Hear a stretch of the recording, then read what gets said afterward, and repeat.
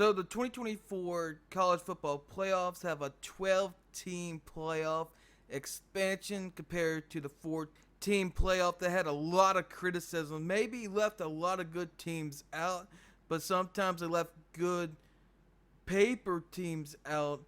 And a good example was the 2023 Florida State Seminoles. They were basically a paper champion. I don't think they would have get that far anyway. But in this video, we have 5 dark horses college football teams you got to watch out for this 12-man playoff. At number 5, and it's been a team that been talking about very slowly. There's rumors that, hey, everybody's picking them, and it's Boise State. I mean, you take a look, guys. There's 12 team spots, 12 spots, 5 conference championships with automatic bids. That means one of the group of 5 champions could be locked in an automatic bid, leaving 7 spots left.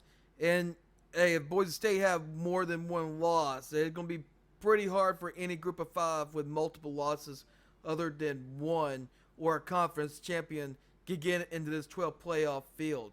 So that'd be really difficult. And you look at Boise State's schedule. I mean, guys, they went last year 8-6. Not a typical Boise State season they have, but you look at their schedule. I mean, they play Oregon at Oregon in week 2. But also, this conference is really hard. The Mountain West is one very underrated and very, very hard. I mean, they got Washington State, and they have San Diego State. That could be tough at times. They had a down year last year. UNLV's been pretty good. Oregon State, Washington State, San Jose can be hurtful to them. I mean, they can run the table and only have one loss to Oregon. They could possibly get in the playoffs being one of the 5 conference champions. If they're not a conference champion, I don't think they would not get in the playoffs. I mean, I don't think more than one group of 5 can make the playoffs. There's no way. The conference schedules and who they play is just too much unless Boise State somehow pulls off the old magic they had as a BCS buster and beat Oregon. But this is at Oregon here, guys. So if Boise State have more than one loss, it's going to be really hard for any group of 5 team actually to be in this playoff. At number 4, we have a Big 12 team, Oklahoma State. And also at number 3, we have another Big 12 team. We have a couple Big 12 teams that can easily get in their way into the playoffs if they're not a conference champion. And Oklahoma State, I mean, they have some huge hype about this team. They have Alan Bowman that can bring something to the table. I mean, you look at their spring game. Guys, we had some serious hype about Oklahoma State. I mean, this team can go somewhere. Last year, they were pretty good last year. I mean, they finished 10-4. I mean, they had some big wins. They beat Oklahoma. They beat BYU. And they could be dangerous. They even beat Kansas State and Kansas. So they could be really dangerous. And you look at their schedule. Okay, they have South Dakota State. They could be dangerous once in a while.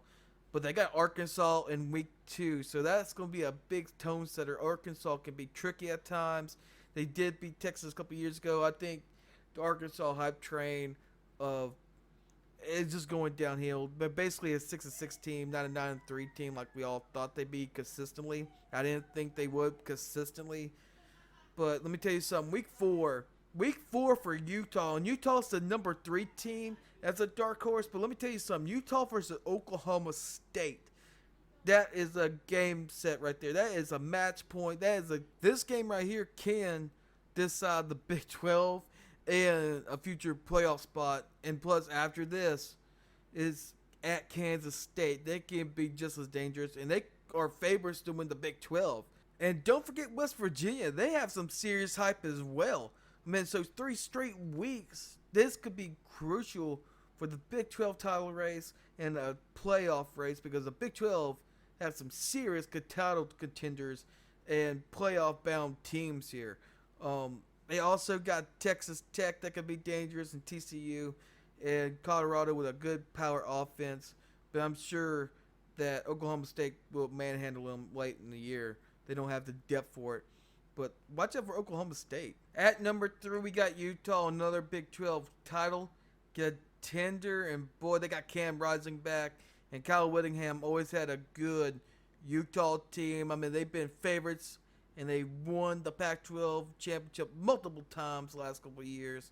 And you look again, Game 4 at Oklahoma State. That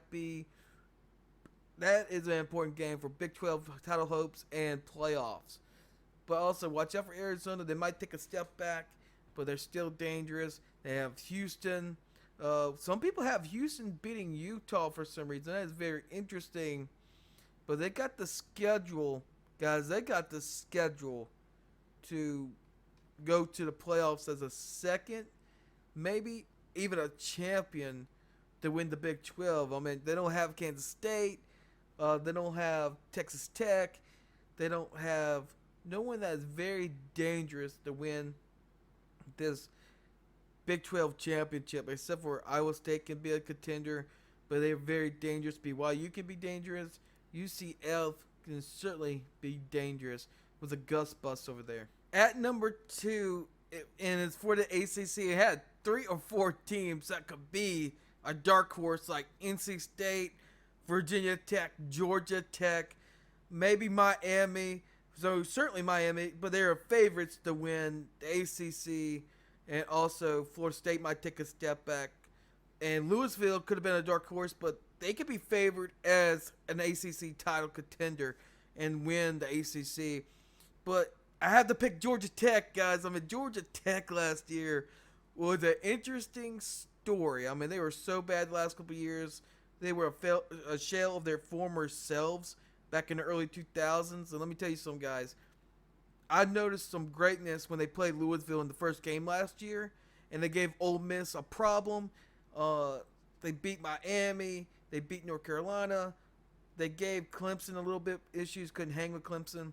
They almost beat Georgia, and they finished off a UCF team that's pretty good in the Big 12, and they won that bowl game. Guys, look at the schedule for Georgia Tech. And yes, I know it is a hard schedule for Georgia Tech. I mean, you look at their schedule where they're facing Florida State. This could be a big opportunity for Georgia Tech because Florida State's pretty much going to take a step back the way they were last year. They don't have George Travis, and they lost a lot of people. They don't have Jared Verse. So if they could get a jump on Florida State and they're no home field advantage, they can get this. I mean, they could get this. It'd be huge if they win this.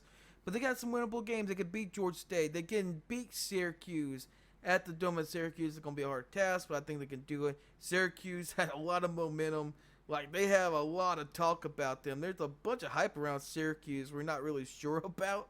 But they can try to beat Louisville at Louisville. I mean, they gave them a run at their money during a neutral site game in Atlanta. Can they beat them at Louisville? Then they got Duke, that's pretty good. They beat Clemson last year. Duke was an 8-4, 7-5 kind of team. And North Carolina's going to take a step back. They don't have Drake May, and they've been underperforming the last couple of years of their hype.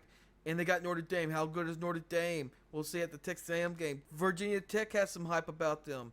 Miami, they drop a couple of games because they've been doing that. They dropped one to Georgia Tech themselves. The Wolfpack could be a serious contender for the ACC championship and playoff run. And then they got Georgia. I know that is a tough schedule for Georgia Tech, but guys, the ACC is known for one team that completely dominates the conference, and then you got a second one that is a random.